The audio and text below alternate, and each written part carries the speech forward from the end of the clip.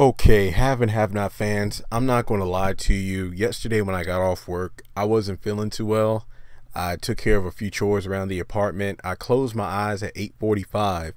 Next thing you know, it's 10:03. And the reason I woke up at 10:03 is because my phone kept beeping. Turns out I was getting a bunch of tweets and YouTube notifications on my videos. And I was like, I know I did not just miss the episode. Turns out I did. So what I did, I got off work at 7 o'clock today. I came home. First thing I did, got something to eat, put it out in front of me, cut on the TV, and watched the episode. I gotta say, it was a good episode, without a doubt. I just don't think it was an episode where, oh my gosh, I had a week, to wait for it to come on. So put it this way. It wasn't like an episode that was like, hey, we're taking a break for the 4th of July, but stay tuned next week, something big going down. Again, a lot of setup. And I did see some comments on some of my YouTube videos about pacing, and I'm not going to lie, this episode wasn't bad. I mean, in terms of pacing, because number one, it's only episode 3 of this season so far, and honestly, there's a lot of stuff happening. I mean, they don't stay in one area for too long. I mean, yes, most of the scenes took place in the hospital, but look at it this way, there were a lot of different character interactions. Like first you have, Benny pretty much picking up where they left off with Benny being arrested, then Veronica coming over, Veronica going over to David, them going to the front desk. He doesn't know Melissa's last name. Then they're sitting there talking, and then when Jim came up like a wolf, that was hilarious. I love that. And then from there he goes to try to see Wyatt. Then of course Jeffrey comes in. Then we bounce over to Catherine's gosh, what did she say? Like, it's one of her little summer homes or something like that. It's like pretty much, I just want to say like it's a property she owns, kind of like, where David's staying now at that apartment. And I will just, I'm going to be bouncing all over the place in this review, but I got to say that, man, Crystal Fox, again, she is just nailing that role of Hannah, and just the distress she's going through right now because, she finally got to Catherine's place, and Catherine's just, again, it doesn't seem like, she's like a full Christian and whatnot, given the fact that she shot, Jennifer Salson in cold blood. But I just love the fact that she's able to feed off of the fact that Hannah was, Peter for her, her rock, that foundation, pretty much in the stress. Hannah was there with prayer and faith. And then the fact that she was like, if there's one thing I know about you, because of all, you lost your grandson due to all this foolishness, I don't think that's enough to destroy your faith. And that was just a great scene. And and again, I can understand what she's going through. I can't understand what Hannah is going through, but I can definitely feel the magnitude of what she's going through. I mean, just because her whole world fell apart. And Catherine was like, hey, I set up the guest room myself because there's no help here. I did it myself. I thought that was, again, you just look at how episode 1 of season 1, Hannah was the maid looking after the criers, and then you have Catherine the have, who was giving what she had to a have not. She went in there, did her thing, setting up the room. I just like that little bit of stuff. I don't know how many of you are Marvel fans like I am, but I just think back to Iron Man 2, where Tony and Pepper are flying on a plane. He comes out with a plate of food, and she's like, oh wait, did you make this? Yeah, where do you think I was for the past 3 hours? And I'm just like, man, that was really cool. So just for any comic book nerds out there, you'll get that reference. So somebody who usually has stuff done for them by other people actually taking the time to do something for somebody else was really great to see. And that one scene where she's like, look, we got to take a shower, you got to take a shower. She's like, I don't want to take a shower. I'm thinking to myself, well, I mean, all that time Catherine spent trying to get that room together, I'm pretty sure she doesn't want blood on her new sheets. I was kind of chuckling to myself when I saw it, but then I felt bad when Catherine was like, look at your hands, and then she notices the blood and then just starts crying again. I was just like, oh dang it, now I feel bad for laughing. But it's just that with everything that's going on, she doesn't realize that she was covered in blood. So when she went to go wash her hands, I just love it because it was a powerful scene and not a word was said. She just quietly went to the sink, cut on the water, and then just broke down because, again, after all the tension and the pressure and the stress of what went down in that hotel room, it was just a quiet moment where Hannah was just and then the fact that she was in front of a mirror reflecting on what was going down. So again, just a powerful scene right there. And I mean, I seriously could have done a video just on that alone, but I just wanted to put that in the video just because it just speaks volumes about the friendship that these two have. And you just look at, I mean, everybody's all about, well, this all started because of Candace and Jim and their fling and whatnot. But you just look at the evolution of the friendship between Catherine and Hannah, and that speaks volumes to what the show is all about. So that was just really great. I can go on and on. So let me just backtrack here. So at the beginning of the episode, you know, Benny was getting arrested, but if I'm not mistaken, they didn't even read him his rights. I mean, I did not go to law school or, you know, police department. I'm pretty sure that's something that you need to do, even if you do have the man who was guilty for burying the body, but not the man that killed him. I'm pretty sure you're supposed to read his rights. So the fact that Veronica just walked by at that moment was perfect. And then Benny's like, no, don't talk to her. Damn it, Mitch. So I mean, honestly, you know, being the crazy ice queen she is, I love how Veronica, when she's serious, she can get serious. I do like that. And the fact that, like, hey, you know, you got to respect it. Like, even though I don't really like her character in terms of how she treats people, I respect her for her craft, you know? So we know that eventually she's going to go down to the police station. And then in the next episode preview, we have a scene where I believe it was like some detective or somebody's asking for Benny's DNA, which I don't know if they're able to get that legally based off the fact that they apprehended him without probable cause. So, you know, we'll see how that goes, because again, they have the bracelet with the DNA. They're trying to trace it. So they get Benny's DNA, they'll easily put it together. Now, also from there, the fact that Veronica rushed down the hall just say, "Ooh, well, the cops just came to arrest my man. I gotta stop messing with these young thugs." That was pretty funny. And yeah, I'm actually a little shocked that David didn't know what Melissa's last name is, because, you know, he never agreed to what was going on. But you would have thought that he would have done his own homework on the side to try to figure out who Melissa was, what she was about, what her family was about, and why they put her daughter in a situation like that. So again, a little surprised.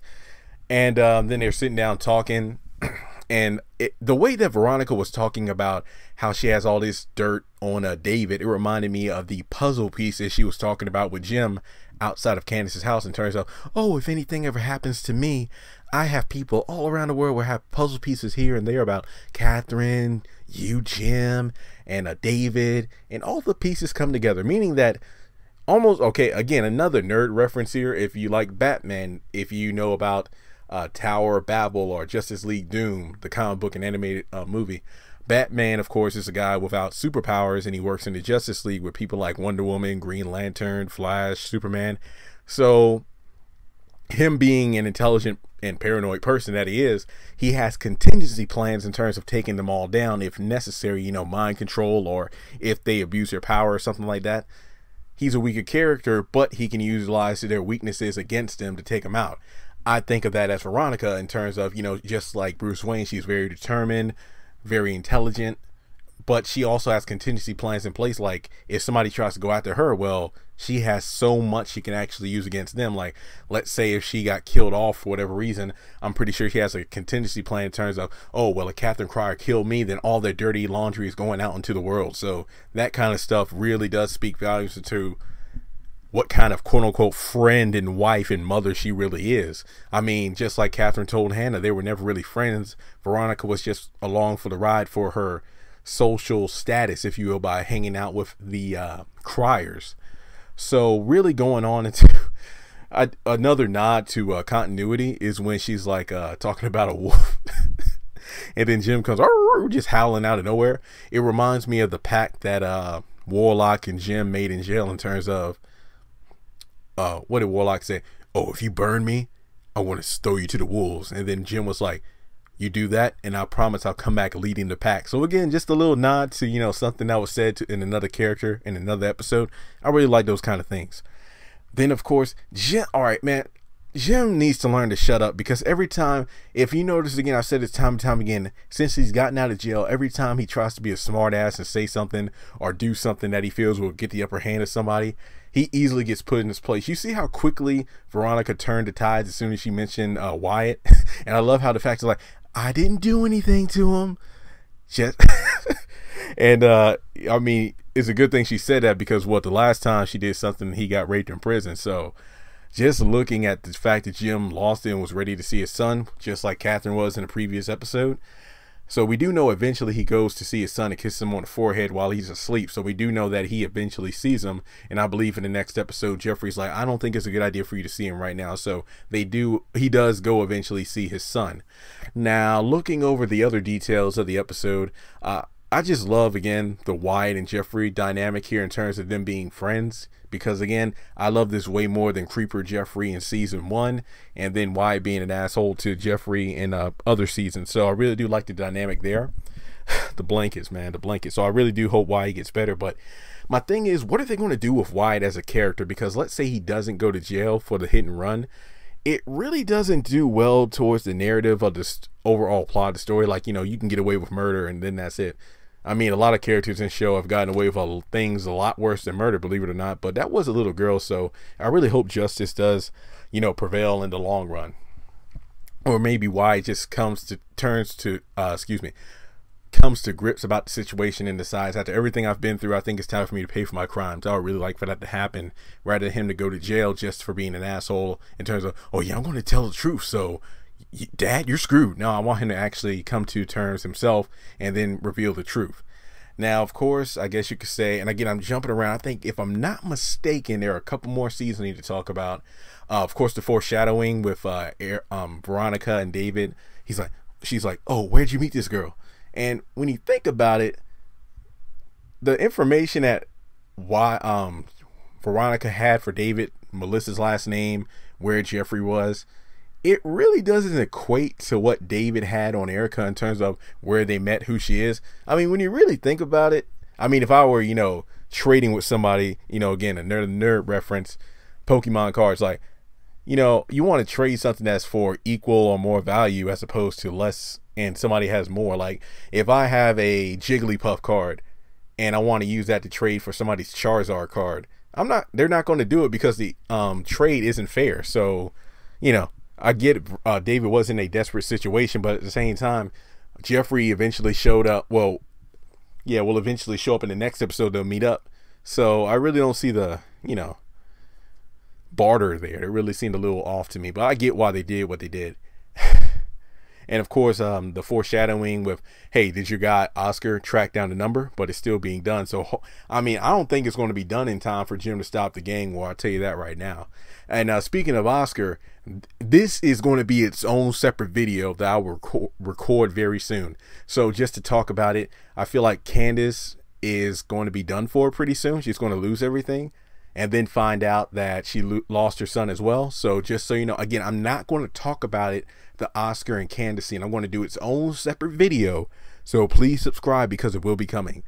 And I guess to round things out, and again, another video, Melissa and Jeffrey, I'm going to do its own separate video. I'm not going to talk about it here because, again, I could just go on and on. So 2 videos to be on the lookout for: Oscar and Candace, and then Melissa and Jeffrey. And overall, the Justin plot, if I'm not mistaken, is the only thing I haven't talked about yet. When it comes down to that, wow, all I got to say is there's a lot going down in the stairwell in the next episode between Veronica and Justin, so we can look forward to that. Justin being that jealous creep. I mean, I've never been in a relationship with a woman that's lasted, a long time, and I've never been in one where, I put it this way, I'm an introvert, and this isn't me doing like a dating video, for women out there who watch my videos, but my thing is, I'm an introvert, so when I let somebody into my life, like a girl, to become, get in a relationship, I'm really choosy with who I spend and share my time with. I'm not obsessive, but I am slightly possessive. I don't get super jealous. I'm not a Justin, put it that way. And I'm not like a dog with fire hydrants. My thing is, I am kind of like, okay, so why are you hanging out with that guy? Because, I understand, people have friends before they get into relationships, but Justin just takes it to a whole new level. And even if Jeffrey wasn't in the whole Melissa situation, and again, I really don't talk about homosexual or lesbian relationships on my channel. So let's just forget about it being 2 men, but just talk about the characters, not the gender, but the characters. I don't really think they would be a good couple. I honestly don't. I feel like Jeffrey to Justin is what Landon was to Jeffrey in terms of the homosexual guy that helped one guy truly become who he really is, instead of being what somebody else wants them to be, aka the mother. As in, I'm pretty sure Pearl wouldn't like her son being a homosexual just as much as Veronica wouldn't want her son to be a homosexual. So I'm pretty sure, I mean, honestly, I could just leave it at that. So they have their discussion. Justin was just shocked to learn about the whole Melissa thing, and that's just crazy. So I'm interested to see what's going to go down with that. The fact like I said before, I talked about the whole I want everything to blow up in Veronica's face at the wedding. I want Melissa and Jeffrey to get to the altar. Can you imagine if Justin's the one to say, I object? And I'm like, oh shit. I'm pretty sure that will leave everybody speechless. That will be interesting. So with that being said, I want to cut this video now because honestly, it's almost 16 minutes and I want to get to recording the other videos about Candace and Melissa. Oh, excuse me, Jeffrey and Melissa, and Oscar and Candace. So please subscribe, share this video, comment your thoughts below. Did you think the episode was worth the wait? I mean, honestly, it was like, I mean, it was pretty good, but I don't think it was like, I'm glad Tyler Perry didn't promote like, hey, guess what? Even though we're on break this week, you better come back next week because this episode is going to blow you away. It really didn't blow me away, but again, great setup. I thought it was well paced.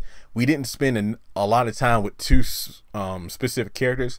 You can argue that most of this episode was Justin and Jeffrey focused, but it is great setup for what's to come. So far, and again, it might be too early to say this, but it's only 3 episodes in, but so far I've really liked the pacing we've gotten so far. So again, let me know your thoughts below, and again, please subscribe because I will be posting more videos soon.